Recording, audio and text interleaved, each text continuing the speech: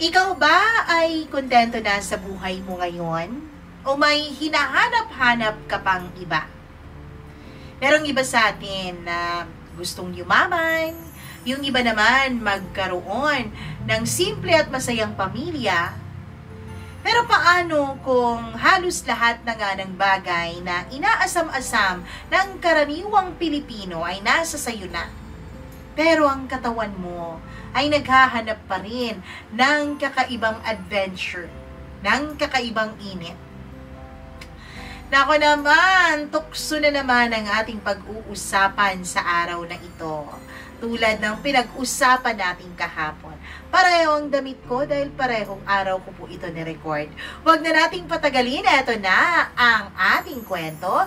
Dito lamang sa paborito niyong programa, ang Dear Mama Mia.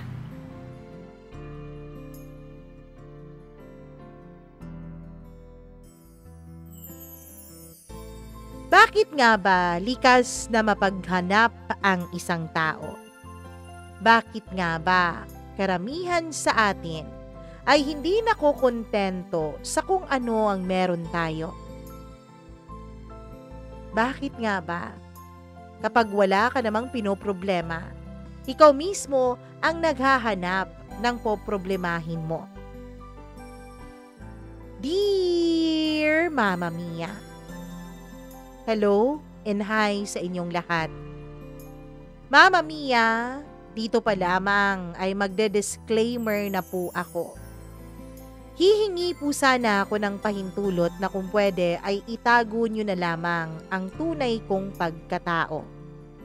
Ang totoo niyan ay nagpatulong po ako sa best friend ko para maisulat ko itong kwento ko. Siya po talaga ang tagapakinig ninyo, Mama Mia.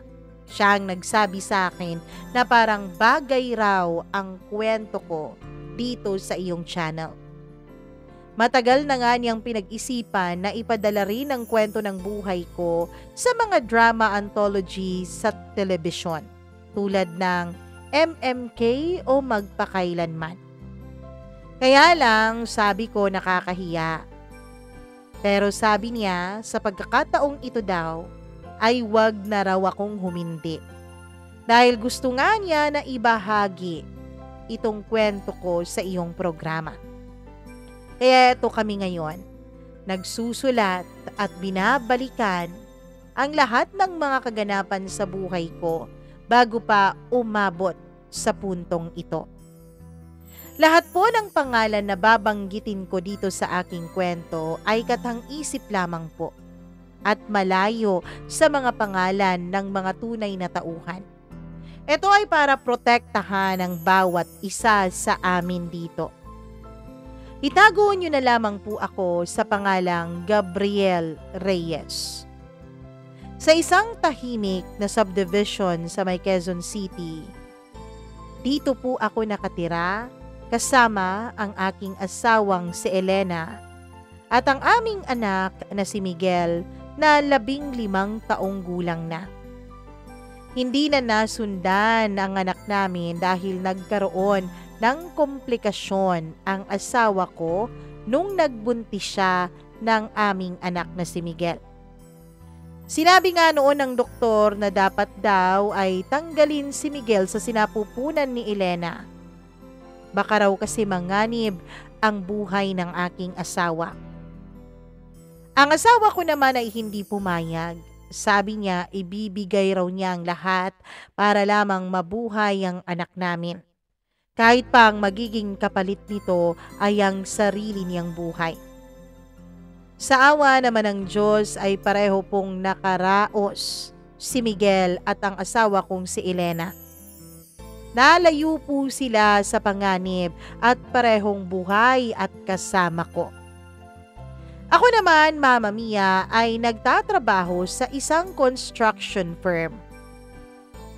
Kilala po ang kumpanyang pinagtatrabahuan ko sa industriya namin dahil sa mahilig po ito sa mga innovative designs. Magagaling kasi ang mga arkitekto at mga engineers ng kumpanya namin, Mama Mia. Sa loob ng 16 na taon ng kasal naming dalawa ni Elena, ay masasabi ko pong naging komportable na ang aming buhay. Hindi naman kami ganito lagi.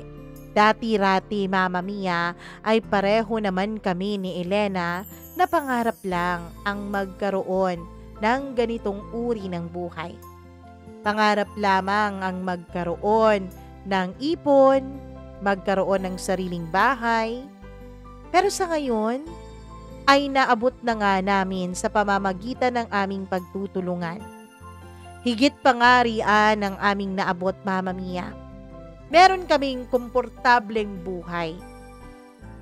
Kung tutuusin. Nasa pribadong paaralan nag-aaral ang aming kaisa-isang anak na si Miguel. Bukod sa ipon ay meron na rin kaming 2 kotse. Tig-iisa kami ng asawa ko. Mama Mia, nakaplano na rin ang lahat sa aming hinaharap. Educational plan para kay Miguel. Siyempre, burial plan para sa aming 3. At meron na rin kaming mga insurances. Kung tutuusin, life is good. Ngunit sa likod ng panlabas na tagumpay, sa likod ng sabi nila'y pinapangarap ng buhay ng karamihan, ay may isang malaking puwang po akong nararamdaman, Mama Mia. Isang puwang na hindi ko naman sinasadyang maramdaman. Isang puwang na hindi ko ginustong nandito sa puso ko. Ang aming relasyon ng asawa kong si Elena ay parang naging routinary na, Mama Mia. Paulit-ulit na lang sa bawat araw. Sa umaga, gigising, mag-uumagahan, pagkatapos ay papasok sa trabaho. Uuwi, maghahapunan, mag-uusap saglit at matutulog. Kumbaga, Mama Mia, wala na po yung spark. Wala na yung excitement. Ang aming mga usapan ay tungkol na lang sa mga bayarin, sa eskwela ni Miguel, sa mga plano sa bahay, sa mga plano sa future. Wala na yung romance na dati naming nararamdaman para sa isa't isa. Hindi ko alam, Mama Mia, kung normal lang ba yon sa mga katulad naming medyo matagal-tagal na ring nagsasama. Hindi ko alam kung lahat ba ng mga mag-asawa dito na nakikinig sa inyo ay nakaranas din ng ganitong pakiramdam. Mama Mia, si Elena po ay focus na focus sa pagiging housewife at sa pag-aalaga kay Miguel. Dati-rati, Mama Mia, ay may trabaho po ang asawa ko. Pero mula nung nagkasakit ng malubha ang anak namin, ay nagdesisyon kaming 2 na tumigil na lang siya at alagaan niya ng personal ang aming anak. Golden boy talaga ang tingin naming 2 sa aming anak dahil nag-iisa lamang ito. At mas lalong mahalaga siya kay Elena dahil nga pinaghirapan ni Elena ang panganganak sa kanya. Muntik na ngang mawala sa mundong ito ang asawa ko dahil sa panganganak niya kay Miguel.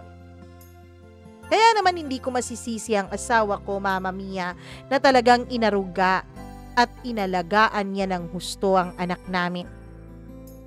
Pero dahil doon ay nawala po ang dating asawa ko. Nawala na ang dating adventurous na babae na siyang inibig ko sa kanya. Ang dating maganda at sexy na Elena ay naging conservative na nanay na lagi na lang naka-house dress. Laging mag-aalalang baka may makakita sa kanya na hindi siya presentable. Baka raw kantsawan o tuksuhin si Miguel ng mga kaklase niya. Dati-rati ay mahihilig po sa mga maiiksing damit ang asawa ko. Mapanukso siya. Pero mula nung nagkaanak siya ay nag-iba na, Mama Mia. Mahilig siya sa mga maluluwang at mga mahabang damit. Bagay na mas lalong nagpapananay tignan sa kanya. At ang sex life naming 2, Mama Mia, ay naging parang mechanical na. Once a week, tuwing Saturday ng gabi, yun ang schedule namin. At sa tuwing may nangyayari sa aming dalawa ng asawa kong si Elena, ay wala na po yung spark, wala na po yung spontaneity. Parang naging obligasyon na lang ang lahat para sa aming dalawa. Wala ng passion, walang kaimte-intensity. Madalas, Mama Mia, habang ginagawa namin yon, madalas habang nagniniig kaming dalawa, ay naiisip ko pa rin ang mga blueprint na ginagawa ko, o ang mga meeting na meron ako kinabukasan, o ang mga deadline na kailangan ko pang tapusin at habulin. Ganun po ang siste ng buhay namin. Minsan nga aaminin ko, Mama Mia, halos hindi na rin tumatayo para sa asawa ko ang aking sandata. Minsan naman ay tumatayo, pero maraming pagkakataon na hindi, Mama Mia. Hanggang isang beses, isang Lunes ng Hunyo yon. Hindi ko na lang sasabihin ang taon. Dumating sa opisina namin ang isang kliyente na magpapagawa ng magarang bahay. Itago natin siya sa pangalang Camille Santos. Siyempre, hindi niya yan tunay na pangalan at malayo dyan ang pangalan niya, Mama Mia. Isang 28 years old na babae na nasa mundo ng fashion designing.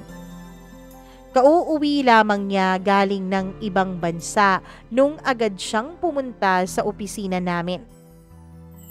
Mama Mia, sa hindi ko inaasahang pagkakataon, nung unang beses na nakita ko po si Camille, ay para pong tumigil ang ikot ng aking mundo.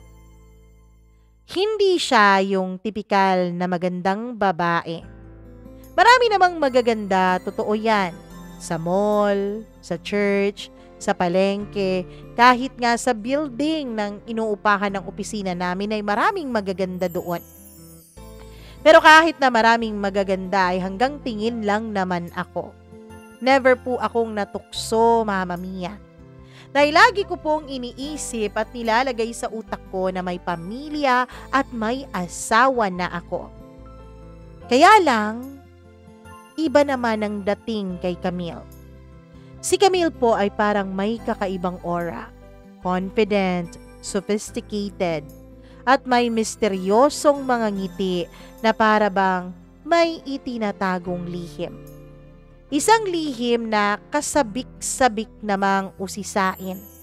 Isang lihim na parang kapag nakita mo ang kanyang mga ngiti, ay para bang nanaisin mo na ungkatin at malaman ang lihim na yon.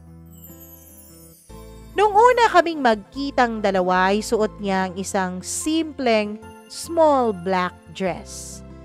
Pero ang paraan kung paano niya ito dinadala ay nagpapakita ng kakaibang class at elegance na hindi ko po nakikita sa araw-araw sa mga babaeng aking nakakasalamuha.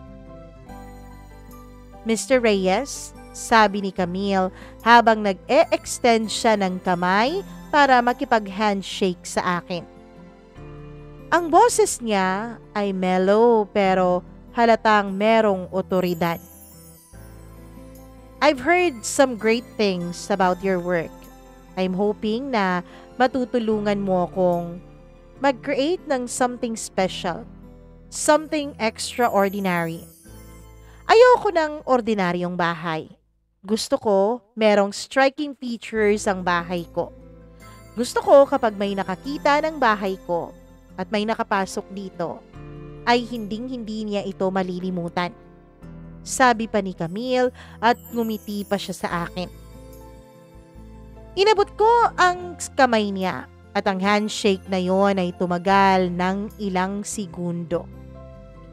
Ewan ko pero naramdaman ko ang kuryente na dumaan sa aking katawan. Dati-rati ang kuryenteng iyon ay nararamdaman ko kapag magkadikit ang mga balat naming dalawa ni Elena sa isa't isa. Pero mula nga nung naging mag-asawa kami ni Elena ay nawala na po ang kuryente o spark na yon. Hindi ko aakalain na meron palang magbabalik sa akin sa pakiramdam na yon. Hindi ko aakalain na mararamdaman ko ulit ang spark na yon, Mama Mia. Akala ko kasi ay matagal na po iyong nawala. Ang kamay ni Camille ay soft pero may firmness o may tigas ang pakikipagkamay niya sa akin. At ang paraan kung papaano niya ako tiningnan ay para bang nakikita na niya ang aking buong kaluluwa. Of course, Miss Santos. What do you have in mind? Tanong ko. Pinipilit ko pong i-maintain nung mga panahon na yon ang pagiging professional ko, Mama Mia. Pinipilit kong wag ipahalata sa kanya na apektado ako sa presensya niya. Habang nag-uusap kami tungkol sa mga plano para sa kanyang bahay, ay napansin ko po ang lahat tungkol kay Camille. Kahit pa ang mga maliliit na detalye tungkol sa kanya ay parang mga malalaki sa aking mga mata. Siya nga po pala, ako nga po pala ang pinaharap ng boss ko kay Camille dahil sa mga panahon na yon ay nasa abroad po ang boss ko.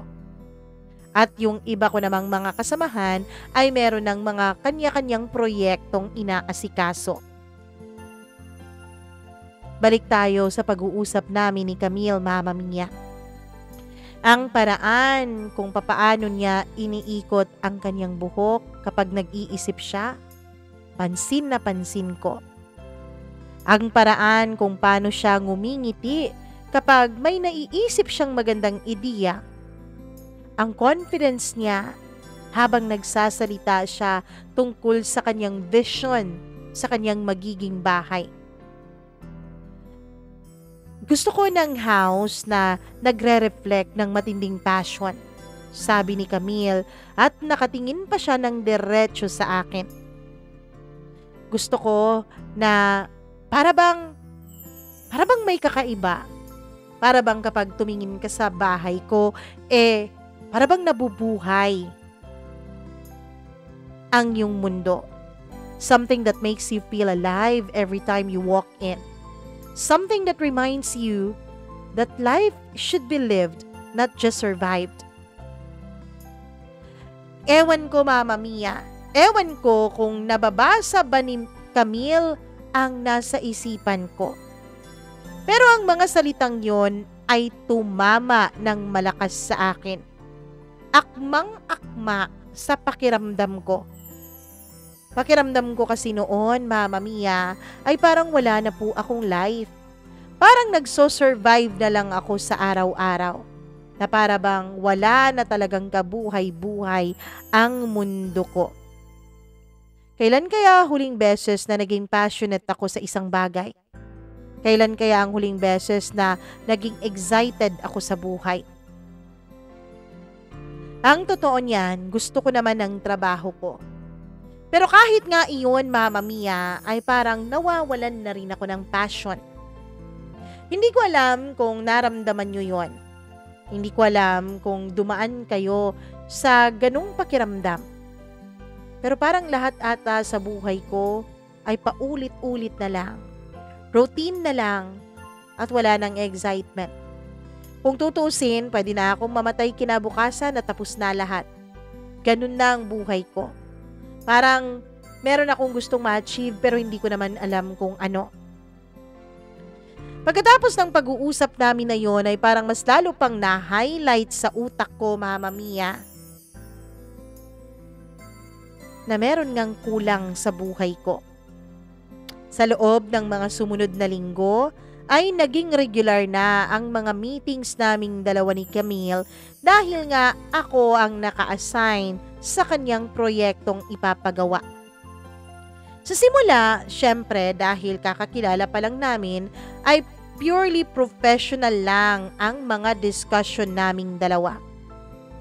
Pero hindi ko alam kung saan at kung paano. Pero unti-unti ay nagsimulang naging personal na ang mga kwentuhan namin at hindi na lang basta-basta dahil dun sa project na kanyang pinapagawa sa aming firm. Nalaman ko na mula sa pagkukwentuhan namin na si Camille pala ay nagtatrabaho bilang isang fashion designer. Mama Mia, mula pala siya sa ibang bansa at marami na pala siyang kumpanyang napasukan. Kaya pala napaka-particular niya sa design ng bahay niya dahil may mga mata pala siya pagdating sa art at mga magagandang bagay. Dahil nga designer siya. Na-involve siya sa mga ilang mga high fashion shows. Nakasama niya ang ilan sa mga kakilala o kilalang mga designer. Hindi ko akalain na ang babaeng ito ay malayo na palang narating. Hindi ko akalain na kaya pala siguro kakaiba ang aura niya dahil meron pala talagang kakaiba sa kanya. Isang bagay na hindi basta-bastang naa-achieve ng iba o karamihan sa mga kababaihan. Pero sabi niya, Mama Mia, sa kabila raw ng success niya, ay naramdaman niya ang kagustuhan na bumalik dito sa Pilipinas at dito raw mag-settle down. Kahit daw kasi marami na siyang bansang napuntahan, ay iba pa rin daw ang Pilipinas. Pero hindi ibig sabihin na magsisettle ako for ordinary. Yes, I'll be settling here sa Philippines, but ayoko ng ordinaryo. Gusto ko yung kakaiba. Sabi ni Camille isang hapon habang nag-a-adjust kaming dalawa ng mga plans sa bahay niya. I believe kayang-kaya naman nating ma-achieve ang extraordinary sa simpleng bagay. Basta lang hindi tayo tumigil sa paghahanap ng paraan para ito ay ma-improve. Ganoon naman ata kapag may dreams ka, hindi ba Mr. Reyes? Humahanap ka ng paraan para ito ay magkaroon ng katuparan. Ang mga salitang yon ay nagbigay ng kakaibang impact sa akin. Naramdaman ko na parang ginigising ako mula sa isang mahabang pagkakatulog. Nagsimula akong magtanong sa sarili ko, Mama Mia. Nagsimula akong halungkatin ang utak at ang puso ko kung talaga bang satisfied o kontento na ako sa buhay na meron ako. Isang gabi nang umuwi ako ng bahay ay naabutan ko si Elena na nanonood ng paborito niyang teleserye habang nagpaplansya ng mga uniforming damit ng aking anak. Pati na rin mga damit ko. Si Miguel naman ay nakapokus noon sa paggawa ng kaniyang mga assignments sa school. Walang makabuluhang conversation, walang excitement, walang passion. Oh, kumusta araw mo? Ayos lang ba? Ayos naman. Ikaw, kumusta? Eto, nanonood ng teleserye habang namamalansya. Ganun lang ang usapan naming dalawa ng asawa ko. Boring. Hindi tulad dati. Walang kakaiba. Walang passion, ika nga. At hindi ko namamalayan, Mama Mia, na sa loob-loob ko ay nagsimula na pala akong magkumpara sa aking pakiramdam kapag kasama ko ang aking asawa at kapag kasama ko si Camille. Kapag kasama ko kasi si Camille, nakakaramdam ako ng kakaibang energy. Naramdaman ko ulit kung paano ma-excite sa buhay. Kapag nag-uusap kaming dalawa, ay parang may mga bagong mundo na nabubuksan para sa akin. Pero kapag nasa bahay ako, Mama Mia, pakiramdam ko ay parang nakakulong ako sa isang routine na wala ng katapusan. Nakakabagot Nakakainis kung tutuusin. Ang mga lihimang pag-iisip ko noon, Mama Mia, ay hindi ko alam na nakakaapekto na pala sa pagtingin ko, hindi lamang sa buhay na meron ako, kundi pati sa pagsasama namin ng asawa ko. Hindi ko namamalayan na nagsisimula na pala akong ma-obsess sa kliyente kong si Camille. Kapag hindi ko siya nakikita, namimiss ko ang presence niya. Kapag may mga meetings kami, nag-e-effort talaga akong magpapogi, magsuot ng maganda. Nag-e-effort akong magpabango. Ang totoo niyan, Mama Mia, bumili pa nga ako ng mga bagong pabango.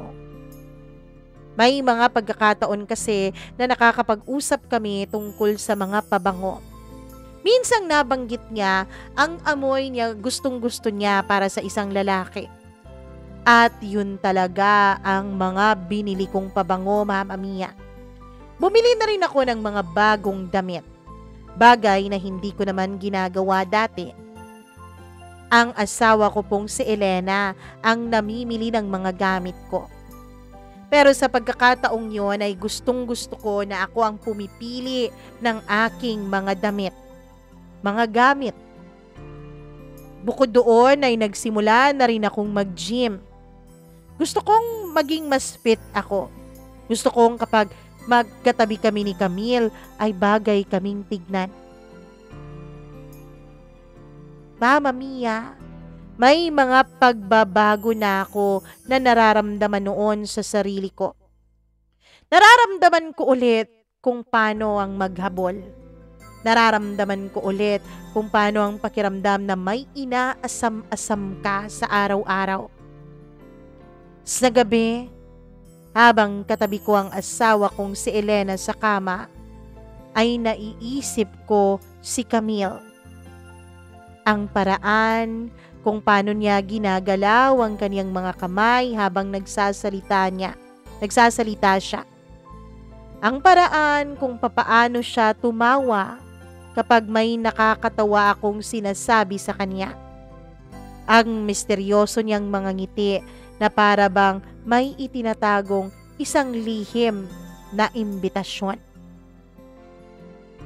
Ang totoo niyan ay nananaginip na ako minsan na magkasama kami ni Camille. Naghahabulan, lumalangoy habang magkayakap sa isa't isa. Kakaiba na ang dating ni Camille sa akin. Minsan, Mama Mia, habang nagniniig kami ng asawa kong si Elena, at ginagawa namin ni Elena ang aming weekly routine, ay nakikita ko po si Camille sa imagination ko.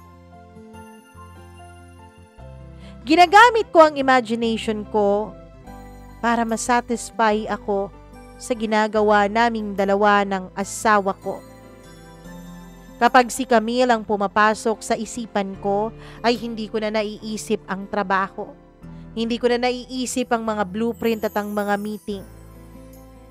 Minsan nga ay tinanong pa ako ng asawa ko, bakit daw parang kakaiba ang energy ko ngayon?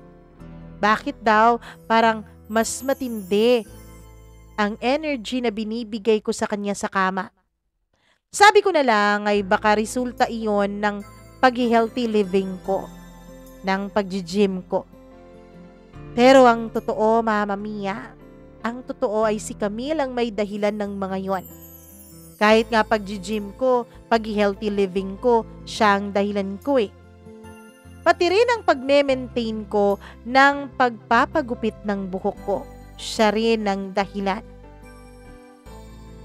Kapag nagniniig kami ng asawa ko at na-imagine ko si Camille, ay ginaganahan ako. Pero kapag natapos naman kami, ay may guilt po akong nararamdaman afterwards.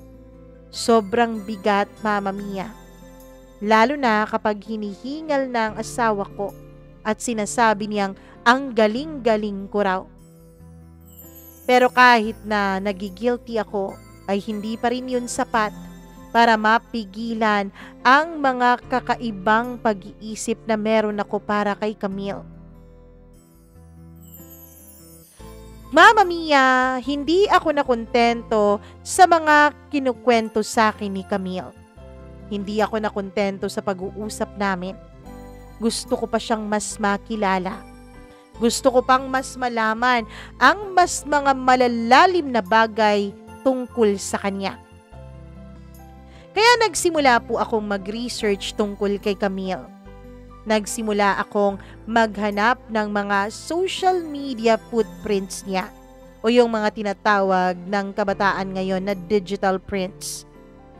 Nakita ko ang mga pictures niya na nasa ibang bansa siya. Mga pictures niya sa mga events na pinuntahan niya, sa mga travels niya. Lahat ng pictures niya ay nagpapakita kung gaano siya kasophistikada at kung gaano ka-adventurous ang lifestyle na meron siya. Isang bagay na hindi ko na-experience sa sarili kong buhay. Doon ko naisip na ang dami-dami ko palang na-miss sa buhay ko. Ang dami-dami palang mga mahahalagang bagay na hindi ko naranasan kailanman. Kaya nagsimula akong mag-imagine. Nag-i-imagine ako kung ano kaya ang mangyayari kung hindi ako nag-asawa, kung hindi ako nagpakasal. Kung single pa ba ako, pwede ba akong maging katulad ni Camille? Ganun ka-adventurous? Ganun kalayo ang nararating? Pwede ba akong maging adventurous at passionate sa buhay, sa lahat ng ginagawa ko? May mga tanong na bumabagabag sa utak ko. May mga imahinasyon na hindi ko napipigilan. Isang Friday ng hapon, Mama Mia, matapos ang aming major discussion tungkol sa design ng bagong bahay ni Camille, ang blueprints noon ay ready na. Nakahanda na rin ang mga tauhan ng kumpanya na siyang magiging parang contractor ng kaniyang bahay. Ang construction ay magsisimula na sa mga susunod na buwan. Ibig sabihin, Mama Mia, tapos na po ang trabaho ko kay Camille. Ibig sabihin, mag-uumpisa na ang pisikal na trabaho. At yun ay ang mga engineers naman ang gagawa nito. So I guess this is it, sabi ni Camille habang nag-o-organize siya ng mga papers at nakangiti sa akin. The project is ready to begin. Maraming salamat, Mr. Reyes. Camille, pwede bang Gabriel na lang? Pwede bang Gab? Yeah, anything. Wag lang yung Mr. Reyes, masyadong formal eh. Mama Mia, naramdaman ko na parang may magbabago na. Nakaramdam ako ng matinding kalungkutan sa puso ko. Ibig sabihin ba nun, hindi na namin kakailanganing mag-meeting ng regular dalawa? Hindi ko na makikita si Camille ng madalas. Actually, sabi ko sa kanya, medyo hesitant pa ako noon, Mama Mia. Hindi ko alam kung papaano ko ba sasabihin sa kanyang nasa isip ko nang hindi naman niya mahahalata na gustong-gusto kong makipagkita sa kanya lagi. Maybe pwede nating gawin ng mga regular check-ins kapag meron ng mga construction phase na nagagawa para masigurado natin na lahat ay nangyayari according to plan. Sabi ko sa kanya, kahit na ang totoo ay hindi naman dapat or hindi naman kailangan na gawin ko pa yon. Kasi iisang kumpanya lang naman ang magtatrabaho dun sa construction ng bahay niya. Yung kumpanya pa rin naman na pinapasukan ko. Kaya ang totoo ay walang kailangang i-check dahil sanay na ang mga nagtatrabaho doon sa mga designs na ginagawa namin. At kung may tanong man, ay pwede na silang dumiretso sa amin. Kaya lang Mama Mia, hindi ko napigilang sabihin yon kasi ang totoo, gusto ko pang halos araw-araw makikita at makakasama si Camille. Ngumiti si Camille sa akin. Actually, I was hoping you'd say that. Natutuwa talaga ako makipagtrabaho sa iyo, Gabriel. Para bang you have such a passionate approach dyan sa trabaho mo. Nakikita kong parang gustong-gusto mo ang ginagawa mo. Mama Mia, ang salitang passionate ay parang naiwan sa utak at sa tenga ko. Parang naglilinger iyon sa hangin at paulit-ulit na bumubulong sa akin. Pakiramdam ko kasi ay parang may double meaning yon. Di ko alam kung ako lang ba, imagination ko lang ba, o may hindi sinasabing mensahe talaga sa akin si Camille. Camille? Pwede ba kitang maayang mag-dinner? Tanong ko bigla sa kanya nang hindi man lang nag-iisip, Mama Mia. Ano, to celebrate the completion of the design phase? Pwede ba yon? Bawi ko agad. Tumigil si Camille sa ginagawa niyang pag-organize ng mga papers. Tinignan niya ako ng mabuti na para bang inaarok kung seryoso ako doon sa imbitasyon ko. Are you sure? I mean, what about your family? Hindi ka ba sasabay sa kanilang mag-dinner? Well, pwede naman silang mag-dinner na mauna na sila. And this is a celebration. This is a business dinner. Sabi ko. Pero alam ko naman, Mama Mia, na hindi totoo yon. Alam kong hindi totoong business dinner lang yon. Isa pa, Elena will understand. I know that. Sabi ko. Wala naman kasi akong masabi sa asawa ko pagdating sa pagiging understanding niya, Mama Mia. Mabait ang asawa ko at naiintindihan niya na trabaho ang ginagawa ko. Ngumiti si Camille sa akin ng pagkatamis-tamis na para bang may napagtagumpayan siya. Hindi ko alam kung talagang sa imagination ko lang yun. Pero may kakaiba akong nakita sa mga mata niya, Mama Mia.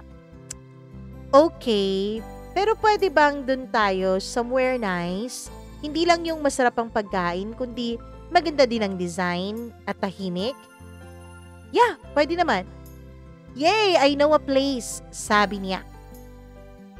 Ang restaurant na pinili ni Camille ay isang intimate na Italian place sa may Makati, Mama Mia. Hindi masyadong maraming tao. Dim ang lighting, soft music, at ang atmosphere ay romantic.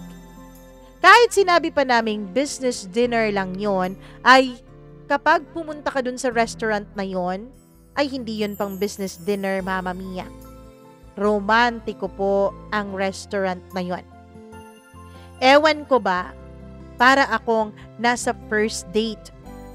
Habang nag-order kami, ay naramdaman ko ang kakaibang kaba. Nervousness. Parang teenager akong nakaka-date for the first time, ang matagal ko ng crush. Ang conversation ay nagsimula sa work, pero gaya ng dati ay unti-unti pong nagiging personal ang lahat. So, Gabriel, tell me more about your family. Sabi ni Camille habang sumisip-sip siya ng kanyang wine. Meron kasing pa-free wine ang restaurant na yon. Nagsimulang magkwento ako tungkol kay Elena at sa anak namin na si Miguel. Pero Mama Mia, habang nagsasalita ako, naramdaman ko na parang may kulang sa mga kwento ko. Kung wala yung excitement, walang passion habang kinukwento ko sa kanya ang tungkol sa pamilya ko, lalong-lalo na pagdating sa asawa ko. Alam mo, pakiramdam ko, Gabriel, you sound like you're describing a business partnership rather than a marriage. Parang mas passionate ka pa yata kapag nagdi-discuss tayo tungkol sa trabaho mo kaysa dito sa pamilya mo. Sabi ni Camille in a pabiro at gentle way. Natigilan ako, Mama Mia. Hindi ko alam kung papaano ang sumagot. Kakaiba talaga si Camille. Nakikita, nararamdaman, at napapansin niya ang lahat ng bagay. Napatanong ako noon, totoo ba yun? Naging business partnership na nga lang ba para sa akin ang marriage naming dalawa ni Elena? Siyempre, hindi ako nag-focus doon at baka kung saan pa mapunta ang tanong na yon. Binaliktad ko ang tanong, Mama Mia. Ikaw, Camille, what about you? Naikasal ka ba? Tanong ko. Almost, sabi naman niya. Alam mo, na-engage ako to someone dun sa ibang bansa. Pero, na-realize ko later on na hindi ko pala siya mahal. I was just in love with the idea na may makakasama ako habang buhay. I was just in love with the idea na mapapakasalan ako. Kasi 'di ba, alam mo naman halos lahat ng babae pangarap na maikasal. Kaya akala ko kasi noon, yun din ang pangarap ko eh. Buti na lang at na-realize ko yon bago pa mangyari ang kasal. And so, I broke up with him. I broke the engagement off.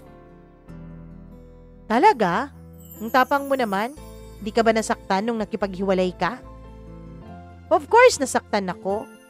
Alam mo kasi, kahit hindi mo mahal ang isang tao, pagdating sa hiwalayan, imposible naman talagang hindi ka masaktan. Pero na-realize ko na mas masakit kung masastuck ako sa isang relasyon na wala namang passion. Alam mo kasi, mahirap kapag walang passion sa isang relationship. Life is too short para sa mga half-hearted na mga decisions sa life. Mama Mia, ang mga salitang yon ay nagbigay ng malalim na impact sa akin. Ewan ko, parang basang-basa yata talaga ni Camille ang pagkatao ko, pati na rin ang mga iniisip ko. Nagtanong na naman ulit ako sa sarili ko, Mama Mia. Naging half-hearted nga ba ako sa lahat ng mga desisyon ko sa buhay? Habang nagdi-dinner kaming dalawa ay naramdaman ko ang koneksyon na hindi ko naramdaman kahit kanino sa loob ng mahabang panahon. Ang mga usapan namin ay may lalim, may meaning. Hindi puro tungkol sa mga bills, o tungkol sa anak, o tungkol sa ipon, o tungkol sa plano. Parang lahat na pag-uusapan namin, past, present, deep desire at kung ano-ano pa. Nang matapos ang dinner namin ay nag-offer ako na ihatid si Camille sa kanyang condominium. Sa sasakyan ay may tensyon na akong naramdaman. At pakiramdam ko ay pareho kaming nakakaramdam ng kakaibang tensyon, Mama Mia. Dahil walang nagsasalita sa aming dalawa. Pero ramdam ko at pansin ko na pareho naming pinipilit na baliwalain o i-ignore ang namamagitang tensyon sa pagitan namin. Thank you for tonight, Gabriel, sabi ni Camille nang makarating na kami sa building ng condo niya. I had a wonderful time. Me too, Camille. Maybe we can do this again? Sabi ko. Tiningnan niya ako ng mabuti, malalim. Gabriel, I think kailangan nating mag-ingat dalawa.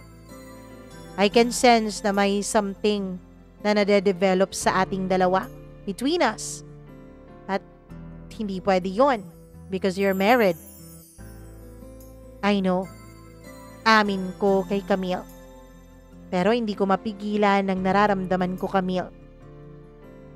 Lumapit si Camille sa akin, Mama Mia. Nagtitigan kaming dalawa. For a moment, parang maghahalikan na kami. Pero sa last second ay biglang umurong si Camille. We should think about this carefully, sabi niya. Good night, Gabriel. Pagkatapos noon ay binuksan na niya ang pintuan ng sasakyan ko at bumaba na siya. Pag-uwi ko sa bahay ay naabutan ko si Elena na natutulog na. Humiga ako sa tabi niya, Mama Mia, pero hindi ako makatulog. Ang lahat ng nangyari sa dinner ay nagre-replay sa utak ko. Lalong-lalo na doon nung malapit nang mag-abot ang mga labi namin ni Camille sa isa't isa. Nagsimula ulit akong magkumpara, Mama Mia. Yung excitement na naramdaman ko kanina ay sobrang kakaiba sa routine na nararamdaman ko sa bahay at kapag kasama ko si Elena. Parang may buhay na bumalik ulit sa akin. Sa sumunod na mga araw ay naging mas madalas ang communication naming dalawa ni Camille. Text messages, phone calls, emails. Lahat naman ay may legitimate na mga reasons. Tungkol syempre sa construction ng kanyang bahay. Sa mga adjustments, sa mga concerns. Pero ang tone ng mga messages namin ay hindi na po yung parang kliyente at empleyado lamang, kundi parang mas naging personal. Good morning, Gabriel. I hope you have a wonderful day ahead. Ganitong mensahe ang nare-receive ko mula sa kanya every morning. At syempre, Mama Mia, nakakabuo po yun ang araw ko. Simpleng mensahe pero nakakakilig. Thank you for being so patient with all my requests, ha. Working with you has been such a pleasure. Ganitong mensahe naman ang nare-receive ko sa kanya kapag gabi at patulog na kami. At nagsimula na rin akong mag-anticipate sa mga mensahe ni Camille para sa akin. Kapag nagbabibrate ang phone ko, ay talagang umaasa ako na galing kay Camille ang mensaheng yun. Kapag nakakakuha ako ng mensahe, ay namimiss ko na agad ang next message. Inaabangan ko na agad ang susunod niyang mensahe sa akin. Mama Mia, ang hindi ko alam ay unti-unti pa lang mas napapansin ni Elena ang mga palaki ng palaki na pagbabago sa behavior ko. Mas madalas na ako noong nakatambay sa cellphone ko. Bagay na hindi ko naman ginagawa dati. Hindi kasi ako mahilig, Mama Mia, na maglaro o magkalikot ng cellphone. Kaya kapag nasa bahay ako, ay iniiwan ko lamang ang cellphone ko sa mesa o sa kwarto. Pero mula nga noong madalas na kaming mag-message ni Camille sa isa't isa, ay hindi ko na mabitaw-bitawan ang cellphone ko. Mas madalas na rin akong umuuwi ng late. Mas madalas na rin akong absent-minded kapag nag-uusap kami ng asawa ko. Dahil ang totoo ay si Camille lagi ang nasa isip ko. May problema ka ba sa trabaho? Tanong ni Elena isang gabi sa akin. Wala naman, sabi ko. May malaking project lang na ginagawa kami. Sino yung kliyente? Tanong niya. Si Miss Santos, magpapagawa ng bahay. Ano bang meron sa project na yon? At parang mas demanding siya sa oras mo kaysa sa ibang mga naging kliyente ninyo sa firm. Mama Mia, hindi ko alam kung paano ko yun sasagutin. Parang may guilt na sumagi sa puso ko. Pero syempre, hindi ko masabi ang totoo kay Elena. It's a complex project, Elena. Maraming detalye na kailangang ayusin.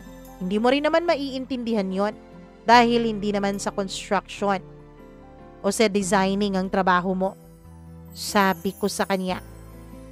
Pero ang totoo, Mama Mia, hindi naman ganun ka-complex ang proyekto na yon. Mas komplikado o mas complex ang feelings ko na hindi ko na makokontrol o nakokontrol sa paglipas ng mga araw. Isang araw, naisip kong magdala ng flowers para kay Camille. Sinabi ko sa sarili ko na congratulatory flowers lang yon dahil nagsimula na nga ang construction sa bahay niya. Pero deep down, alam kong hindi yun totoo. Nang makita ni Camille ang mga bulaklak ay nasorpresa siya. "Gabriel, hindi mo naman kailangan gawin to," sabi niya. "I just wanted to congratulate you," sabi ko naman. "The construction is going well, ha?" Tinanggap ni Camille ang flowers at inamoy-amoy pa ito. "Ang gaganda nila." "Thank you," sabi niya. May moment na nagkatitigan kaming dalawa. Ang tensyon ay naging mas obvious. Parang may hindi na isasabing emosyon na gustong lumabas sa pagitan namin. "Gabriel," sabi ni Camille at medyo seryoso siya.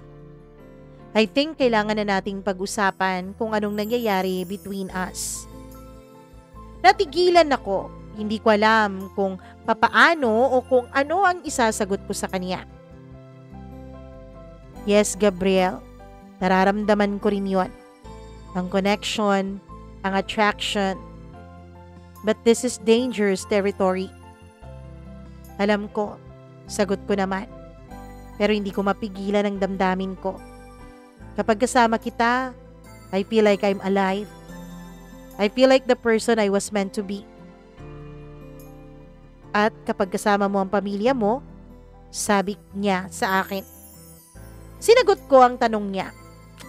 "I feel like nag-e-exist lang ako, going through the motions, pretending to be happy, sumasabay lang sa alon."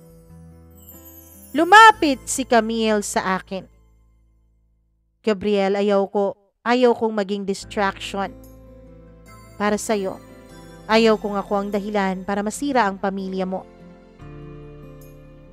"Hindi ikaw ang dahilan, Camille. Ang totoo, nandyan na yung mga problema bago ka pa dumating. You just made me realize kung ano ang namimiss ko sa buhay." Hinawakan ni Camille ang kamay ko. "Attracted din ako sa iyo, Gabriel. More than I should be. Pero kailangan kong malaman. Ano ba ang kailangan mo mula sa ating dalawa?" Hindi agad ako nakasagot sa tanong niya. Napaka-prangka talaga ni Camille, Mama Mia. At ang tanong niya ay napaka-komplikado. Ano nga ba talaga ang gusto ko? Makalipas ang ilang araw mula sa serious na conversation namin na yon, ay nagtagpo ulit kami ni Camille sa construction site. Nagkaroon kasi ng technical issue na kailangang ayusin at walang ibang available na oras kundi Saturday afternoon lang. Nang magkita kami ay may awkwardness kaming naramdaman pareho. Ang conversation na nangyari ay naging parang elephant in the room. Pero habang nag-uusap kami tungkol sa construction ay unti-unti naman kaming naging komportable ulit sa isa't isa. "I'm glad you're here," sabi ni Camille habang nakatayo kami sa balcony area ng bahay na ginagawa. "I always feel more confident about decisions kapag nandito ka eh." "I'm glad I'm here too," sabi ko naman. Nakatingin sa view from the balcony. Ang view ay maganda. Nakikita ang city skyline at ang sunset ay nagsisimula na. "It's beautiful," sabi ni Camille na ang tinutukoy ay ang view na nakikita namin. "Yeah, it is," sabi ko pero hindi ko tinitignan ang view. Tinitignan ko si Camille. Nahalata ni Camille na hindi sa view ako nakatingin. Naging aware siya sa presensya ko. Ang distance namin ay naging malapit na. Halos magkatabi na kaming nakatayo. "Gabriel," sabi ni Camille almost in a whisper. "Yes? I think we should go. Baka malate ka na sa family mo." Pero hindi kami umalis. Nakatayo lang kaming dalawa at nakatingin sa isa't isa. Ang araw noon ay bumababa na at ang golden light ay tumatama sa mukha ni Camille, making her look even more beautiful. "Camille," sabi ko habang unti-unti akong lumalapit sa kanya. Gabriel, hindi to dapat. Pero hindi pa niya natapos ang kanyang sasabihin ay lumapit na ako sa kanya at niyakap ko siya. Ang yakap ay naging mahigpit. Para bang ilang buwan o taon kaming hindi nagkita dalawa kahit na ang totoo ay kakakilala pa lang naman namin. Hindi agad sumagot si Camille sa yakap. For a few seconds ay nakatayo lamang siya. Para bang tinatansya pa niya kung tama ba ang kanyang gagawin. Pero eventually ay niyakap niya na rin ako. Ang yakap ay tumagal ng mahabang panahon. Parang ayaw naming pakawala ng isa't isa. Naramdaman namin ang heartbeat ng bawat isa, ang init ng aming mga katawan at ang comfort ng aming mga presensya. This is crazy, sabi ni Camille, pero hindi pa rin siya bumibitaw sa pagkakayakap sa akin. I know, pero it feels right. Nang finally ay bumitaw na kami sa yakap ay nagtitigan kami ng mabuti. Nagkaroon ng parang unspoken understanding na nangyari. Ang boundary na dating established, ngayon ay natawid na naming dalawa. Mula sa unang yakap na yon ay nagsimula na ring naging regular ang mga site visits naming dalawa. Ang construction ay naging convenient na excuse para makipagkita kami sa isa't isa. Pero ang totoo, Mama Mia, ang mga site visits na yon ay naging opportunities para maging mas intimate ang aming mga pag-uusap. Nagsimula akong mag-share tungkol sa mga disappointments ko sa buhay. Tungkol sa mga pangarap ko na hindi ko naabot. Tungkol sa feeling ko na na-stuck ako sa buhay na hindi ko naman talaga gusto. Minsan naiisip ko, sabi ko sa kanya isang hapon, habang nakaupo kami sa loob ng bahay na ginagawa. Na ang buhay ko ay naging autopilot. Wake up, go to work, go home, sleep, repeat. Walang excitement, walang adventure. That's not living, sabi ni Camille. That's just surviving. Pero paano mo mababago ang buhay mo kung may mga responsibilidad ka na? Alam mo, kailangan mo lang maghanap ng ways to inject passion into your life. You find ways to feel alive, even within the constraints. Yan ba yung ginagawa mo sa akin? Injecting passion? Tanong ko sa kanya at tinitigan niya ako ng mabuti. Maybe, or maybe I'm just allowing myself to feel something real for the first time in a long time. Ang pag-uusap namin na yon ay parang naging stepping stone para sa mas malalim naming koneksyon, Mama Mia. Nagsimula na kaming mag-holding hands habang naglalakad kami sa construction site kapag kami lang dalawa. Nagsimula kaming magyakapan at mag-hug ng goodbye sa dulo ng bawat naming pagkikita. Ang text messages namin ay naging mas frequent at mas personal na. Good morning, handsome. I miss you. I can't wait to see you again. Ang mga messages na yon ay naging highlights na po ng buhay ko, Mama Mia. Pero ang guilt ay naging constant companion ko. Tuwing umuwi ako sa bahay ay nararamdaman ko ang bigat ng mga lihim na ginagawa ko.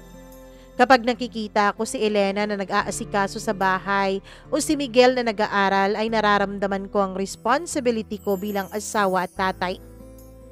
Isang maulan na Huwebes ng hapon ay nagsimula ang construction ng second floor ng bahay ni Camille.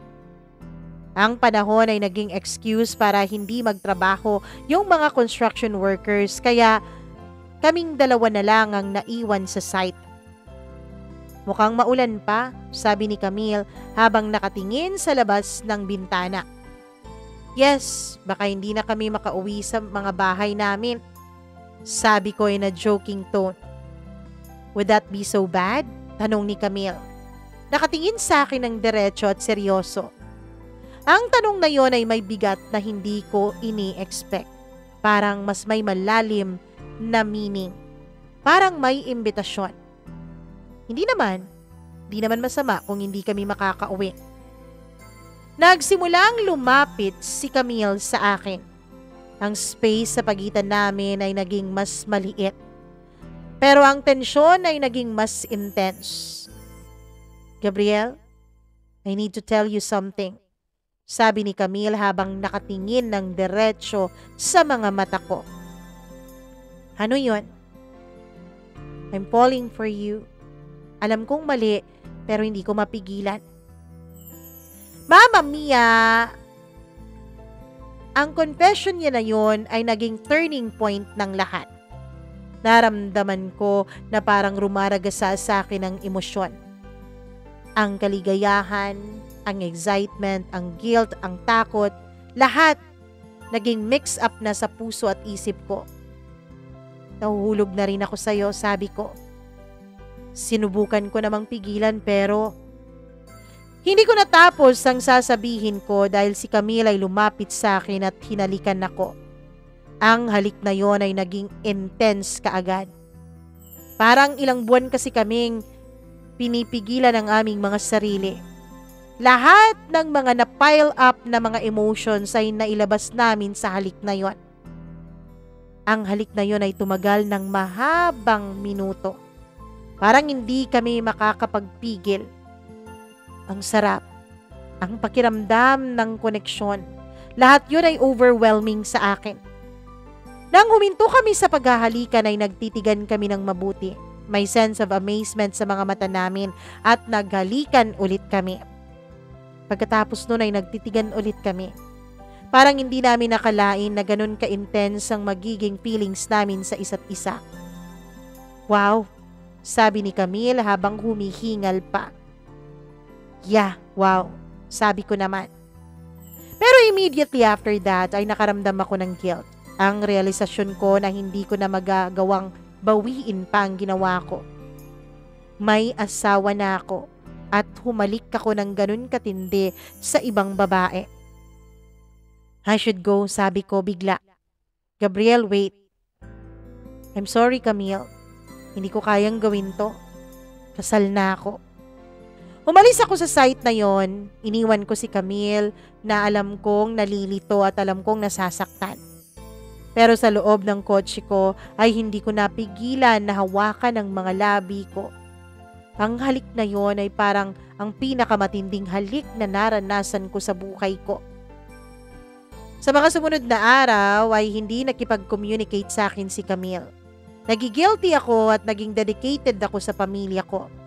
Nag-effort ako para maging isang mas mabuting asawa at ama. Sinubukan kong makipag-date kay Elena. Nagsuggest ako na kumain kami sa labas, manood ng sine, mag-travel.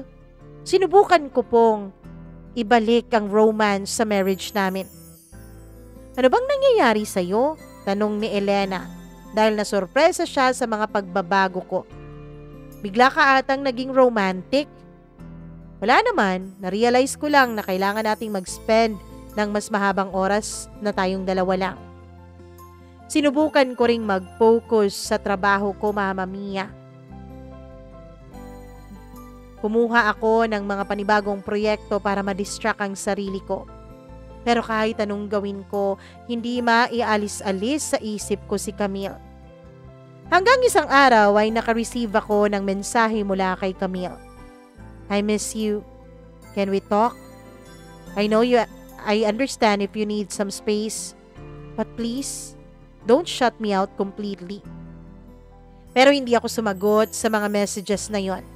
Sinubukan ko pong burahin ang numero ni Camille pero hindi ko magawa. Sinubukan kong iwasan ang mga lugar na pwede ko siyang makita pero Mama Mia, may tumutulak talaga sa akin na hanapin siya at makipagkita sa kanya. Isang linggo matapos ang halik na pinagsaluhan namin ni Camille ay hindi ko na talaga nakayanan pa. Nag-text ako kay Camille. Can we meet? We need to talk. Ang reply niya ay instant yes. Same place and same time. Nang magkita kami ulit ni Camille sa construction site ay nakaramdam kami ng awkwardness. Ang tension ay nandun pa rin pero may hesitation na kaming nararamdaman pareho. I've been thinking about what happened, sabi ko. Hindi ako makatingin sa mga mata niya. Ako rin, sagot ni Camille. I want to apologize. Hindi ko dapat nilagay ikaw sa ganong klaseng posisyon. No, you didn't put me in any position. I wanted it to. Nagkatitigan kami ng mabuti. Ang honesty ay naging refreshing sa feeling namin, pero napakamapahamak at mapanganib din. Nagngitian kaming dalawa. Hinawakan ko ang kamay niya at hinalikan. So, what do we do now? Tanong niya. Natahimik ako. Ang tanong ay naging mahirap sagutin. Ang puso ko ay nagsasabing ipursu ko ang nararamdaman ko kay Camille. Pero ang utak ko ay nagsasabing mali iyon. Hindi ko alam. Alam ko kung anong dapat, pero alam ko rin kung anong gusto ko. Ano bang gusto mo? Tanong niya. I want to be with you. I want to explore what we have. I want to feel alive again. At anong gagawin mo? Kailangan kong lumayo sa'yo. Kailangan kong mag-focus sa pamilya ko. Kailangan kong ayusin ang pagsasama namin ni Elena. Do you think your marriage can be fixed? Ang tanong na yon ay naging parang eye-opener sa akin. Totoo ba na pwede naming i-fix ang marriage naming dalawa ni Elena? O naging too late na dahil minamahal ko na si Camille? Hindi ko alam. Siguro pwede pa, pero I don't know kung gusto ko pa bang ayusin yon.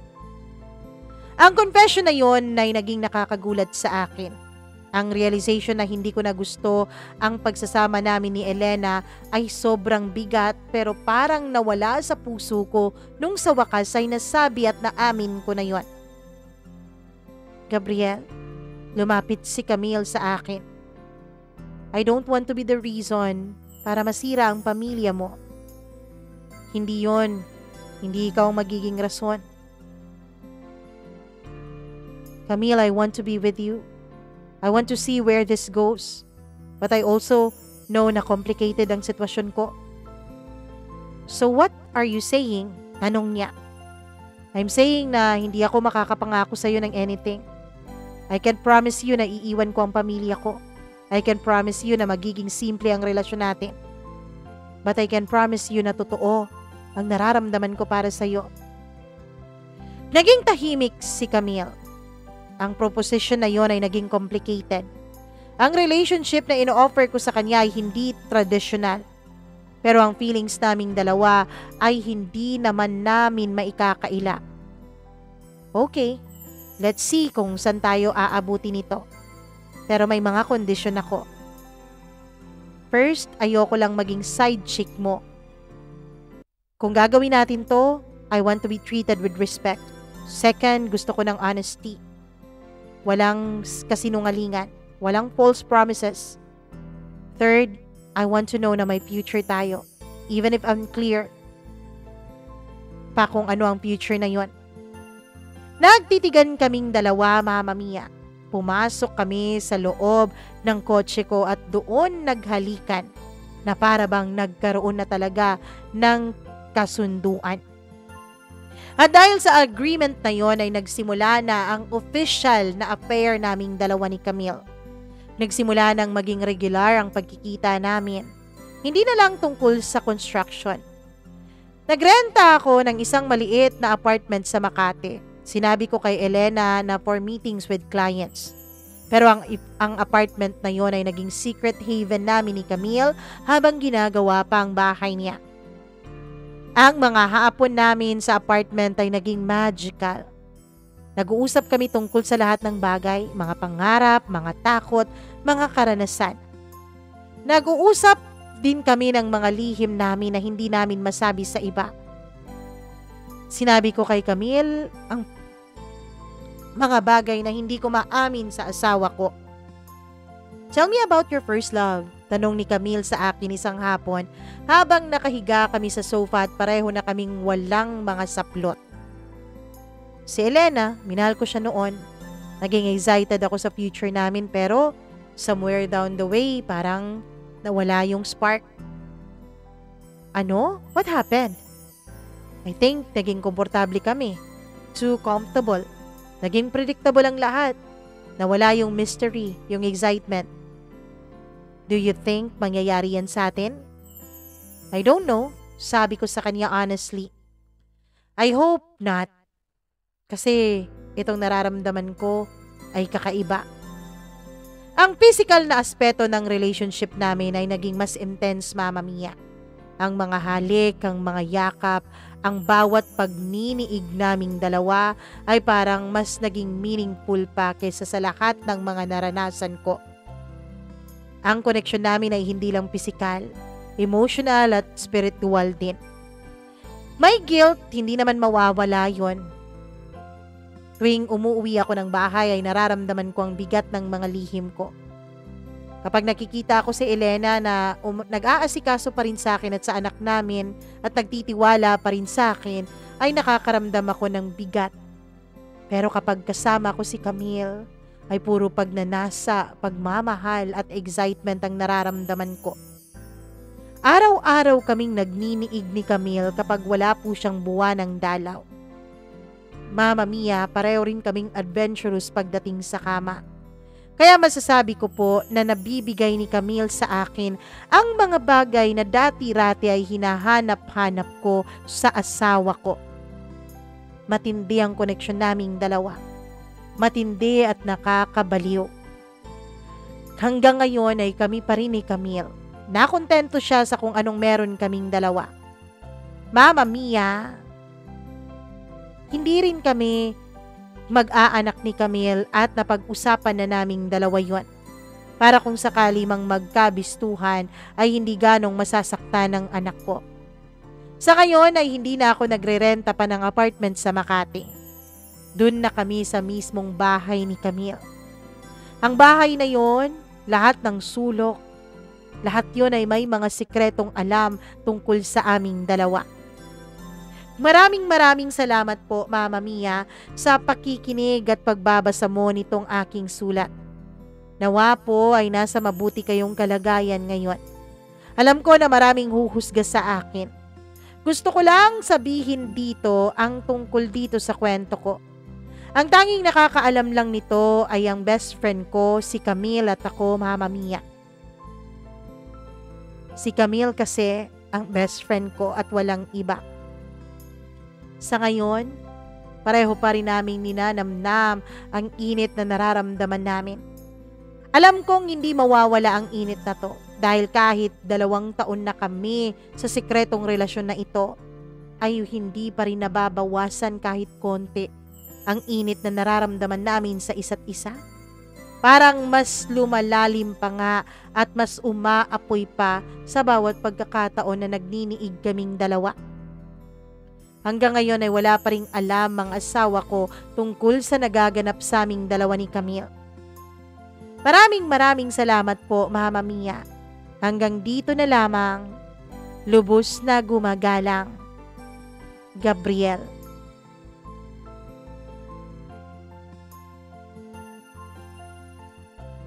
Ano ba yun? Ano ba yun? Wala namang sila pa rin pala.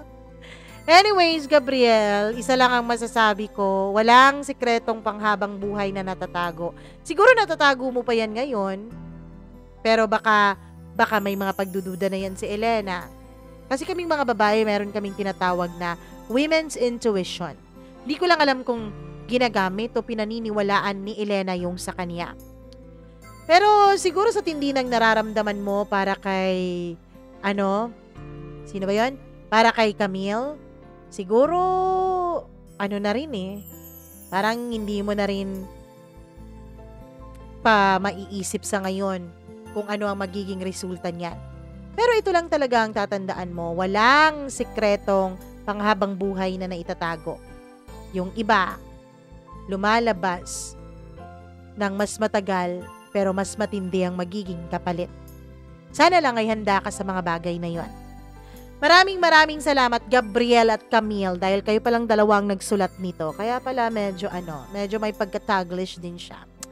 Anyways, sa mga nakikinig ngayon, alam kong naiinis kayo dahil walang mga hulihan, walang mga karmang nagaganap. Pero sige, ating antayin, baka magsulat sila in the near future. Maraming salamat sa inyong pakikinig at syempre panonood na rin dahil palagi na tayong may video, charot.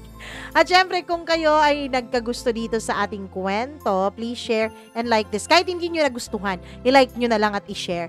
At syempre, pwede bang humingi ng pabor, paki-subscribe kung hindi ka pa subscriber, i-click mo na rin yung notification bell para na-update ka kapag nag-a-upload tayo ng mga panibagong kwento.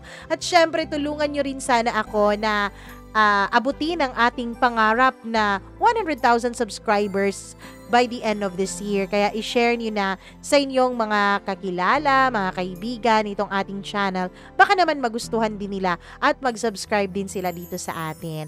At syempre, nako naman, bago tayo umalis, mag-hi ako sa ating mga members at syempre sa ating mga pa-shoutout. Pero syempre, uunahin natin ang ating mga members. Ayun. Hi ako sa ating members na si Angeline Puaso, G. Antorio Gimaras Girl, Gail Easy at si Freaky. Maraming salamat pati na rin kay Giovanni Bailong. Thank you so much sa inyong pag-subscribe or pagpa-member. Subscriber sila and members din at the same time. And sa ating mga members naman, or members, mga subscribers naman, okay mag-alala dahil isa-shoutout ko pa rin naman kayo. Hi ako kay Kimberly. Hello sa'yo. Hi din ako kay Angeli, maraming salamat Angeli sa pakikinig mo. Hello din ako sa suki naman natin na si Ma'am Judith McGovern and to her husband. Of course, hello rin ako sa kay Sir Reynaldo de Vera, Jaime Rodriguez, maraming salamat. Sa mga dati pa nating tagapakinig, thank you so much sa inyong pakikinig. Lina Ladeza, hello rin kay Katie, kay Queen Rara, maraming salamat. At sa lahat po ng araw-araw na nasasabik at nanonood ng ating kwento. Hay ako kay Alcura Ukit, kay Jin Torrejidor, kay Q3 or Kalinan Trading, maraming salamat. From Davao City, maraming thank you. Hi Meros from Kalinan, Davao, maraming salamat sa inyo at sa lahat po ng ating mga tagapakinig. Medyo napahaba ang ating storya ngayong araw na ito, kaya magbababay na muna ako sa inyo hanggang bukas, Friday bukas. Oo, panibagong kwento na naman ang ating pagsasaluhan. Ako po ang inyong nag-iisang Mama Mia. Magandang araw sa inyong lahat and I love you all so much. Bye-bye!